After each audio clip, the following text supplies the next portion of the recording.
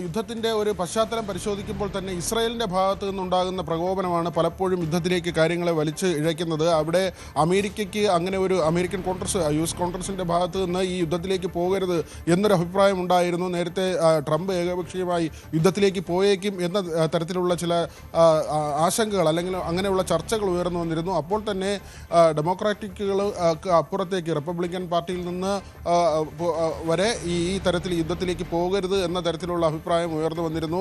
മാത്രമല്ല കോൺഗ്രസിൻ്റെ അംഗീകാരമില്ലാതെ യുദ്ധത്തിലേക്ക് പോകരുതെന്ന ഏറ്റവും ഒടുവിലത്തെ നിർദ്ദേശം കൂടി വന്നിരുന്നു. അത് ട്രംപിന് ഒരു വിലങ്ങുതടിയായി. മാത്രമല്ല അവിടെ നേരത്തെയൊക്കെ നമ്മൾ പറഞ്ഞതുപോലെ തന്നെ അമേരിക്കയിൽ ഹിതപരിശോധന വരികയാണ് സർക്കാരുമായി ബന്ധപ്പെട്ട്. അവിടെ സർക്കാരിന് ബുദ്ധിമുട്ടുണ്ടാക്കുന്ന തരത്തിലാണ് ഈ യുദ്ധം പോകുന്നത് എന്നത് വ്യക്തമാണ്. അമേരിക്കയ്ക്ക് വലിയ സാമ്പത്തിക ബാധ്യത ഉണ്ടാക്കുകയും ചെയ്യുന്നുണ്ട്. അവിടെയാണ് ഇസ്രായേലിൻ്റെ പ്രകോപനം പലപ്പോഴും ഈ യുദ്ധത്തിലേക്ക് കാര്യങ്ങളെ കൊണ്ടുചെന്നെത്തിക്കുന്നത്. ഏറ്റവും ഒടുവിൽ ഇപ്പോൾ ലെബനനിലേക്ക് തുടരെ ആക്രമണം ഉണ്ടായത്. അവിടെ ഈ ഹിസ്ബുള്ളയെ ആക്രമിക്കുക എന്നതായ തന്നെയാണ് ഇസ്രായേലിൻ്റെ തീരുമാനം. അത് തുടർച്ചയായി ഹിസ്ബുള്ളയുടെ പ്രധാനപ്പെട്ട നേതാക്കളെ വകവരുത്തുക, അത് ലക്ഷ്യം വെച്ച് ലെബനനിലേക്ക് തുടർച്ചയായി ആക്രമണം നടത്തുന്നു. ഇറാനെ സംബന്ധിച്ച് അവരുടെ സഖ്യരാജ്യമാണ് ലെബനൻ.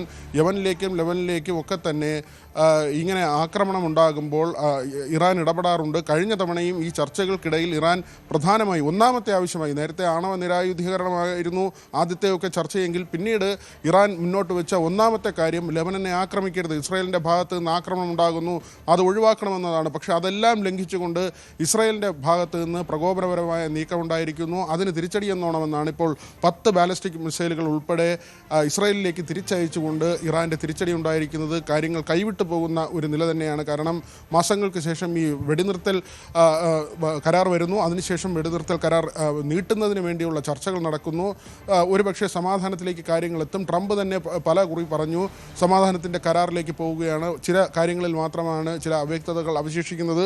അതുകൂടി പൂർത്തിയായാൽ ഈ കരാർ യാഥാർത്ഥ്യമാകുമെന്ന് അമേരിക്ക തന്നെ ആവർത്തിച്ച് പറയുന്ന സാഹചര്യമുണ്ടായിരുന്നു. അവിടെ നിന്നാണ് കാര്യങ്ങളെല്ലാം തകിടം മറിയുന്നത്.